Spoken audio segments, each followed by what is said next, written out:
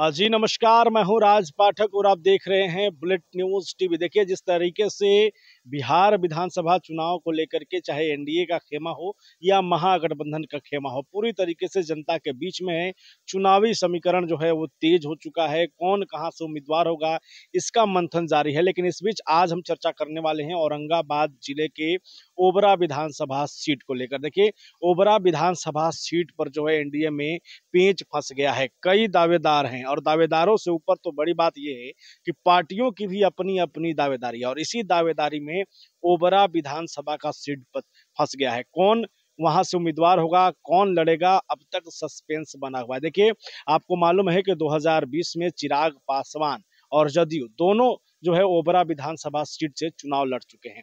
तब चिराग पासवान जो हैं वो नीतीश कुमार या एनडीए कहिए, एनडीए से बाहर जाकर के चुनाव लड़ रहे थे और इस कारण से जदयू के उम्मीदवार को तीसरे नंबर पर जाना पड़ा था। दूसरे नंबर पर थे चिराग पासवान के जो उम्मीदवार डॉक्टर प्रकाश चंद्रा। ऐसे में अब एक बार फिर से जब चिराग पासवान, नीतीश कुमार, उपेंद्र कुशवाहा, जीतनराम मांझी और फिर बीजेपी जैसे 5 जो हैं बड़े दल एक साथ जुट गए हैं, तो अब लड़ाई ये है कि ओबरा विधानसभा पर किसकी बड़ी दावेदारी होती है। देखिए, औरंगाबाद जिले को अगर आप समझने की कोशिश करेंगे तो औरंगाबाद जिले के 6 विधानसभा सीटों पर इस वक्त जो है महागठबंधन का कब्जा है। ऐसे में पूरे 6 सीटों को जीतने की लड़ाई और जद्दोजहद जो है वो एनडीए में चल रही है कि कौन से सीट पर किस प्रत्याशी को उतारा जाए। लेकिन सबसे पहले आपको बता दें कि लड़ाई किस बात का है। देखिए, चिराग पासवान की अपनी जो है वो दलीलें हैं उस सीट को लेकर के। देखिए, चिराग पासवान 2020 में जब पार्टी से अलग हट करके चुनाव लड़ने आए थे तो उस समय उनके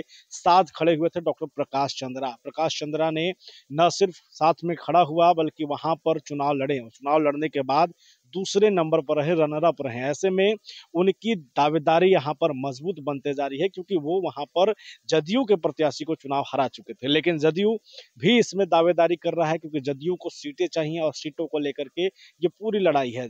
नीतीश कुमार चाहते हैं कि ओबरा विधानसभा सीट, क्योंकि वो लगातार वहां से प्रयोग करते रहे हैं, जदयू के खाते में ही इससे पहले 2020 में भी जो है वो ओबरा की सीट जदयू के खाते में रही थी। तो ऐसे में नीतीश कुमार ओबरा के सीट के बहाने जो है अपनी राजनीतिक जमीन जो है औरंगाबाद में तलाशने की कोशिश करेंगे और चाहेंगे कि वो जदयू उस सीट को ले। सबसे बड़ी बात है कि जदयू की भूमिका एनडीए के गठबंधन में बड़ी है, तो नीतीश कुमार अपनी बड़ी भूमिका भी दिखाना चाहते हैं। लेकिन उपेंद्र कुशवाहा, आरएलएम की जो पार्टी है, उपेंद्र कुशवाहा जिसके संरक्षक हैं कहिए, वो भी चाहते हैं कि ओबरा विधानसभा सीट जो है उनके खाते में आ जाए।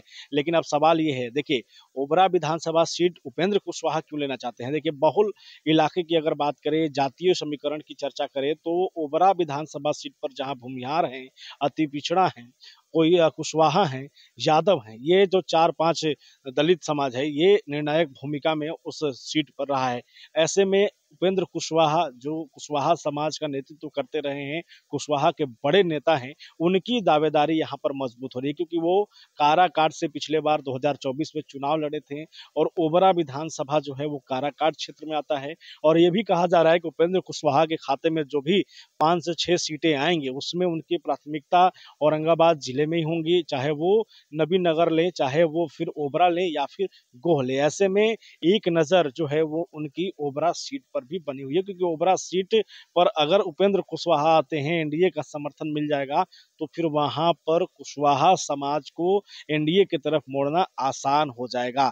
लेकिन अब लड़ाई ये है कि डॉक्टर प्रकाश चंद्रा हो चिराग पासवान की पार्टी से या फिर अन्य दल के जो नेता होंगे, कौन अपनी मजबूत पैठ बना सकती है। देखिए, प्रकाश चंद्रा जो है लगातार चुनाव हारने के बाद भी पिछले 5 वर्षों से लगातार जनता के बीच जुड़े हुए हैं, जनता के बीच लगातार कई सेवा कर रहे हैं, कई सामाजिक कार्य कर रहे हैं। ऐसे में उनकी जो है उपलब्धता जो है उस क्षेत्र में लगातार बनी हुई है।